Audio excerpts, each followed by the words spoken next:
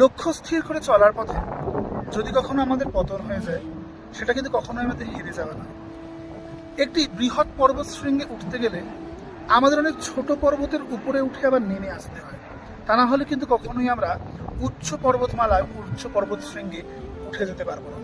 তাই একবার পড়ে যাওয়া মানে এটা আমাদের হেরে যাওয়া নয়, এটা নতুন করে ধাপ, নতুন করে শুরু করার জীবনটাকে।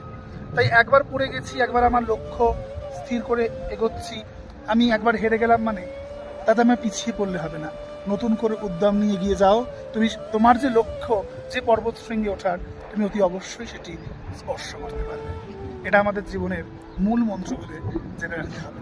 ভজন পথে চলার ক্ষেত্রেও ভজন করতে করতে যদি আমাদের কখনো পতন হয়ে যায়, সেটা আমাদের ভজন শেষ হয়ে যায় না।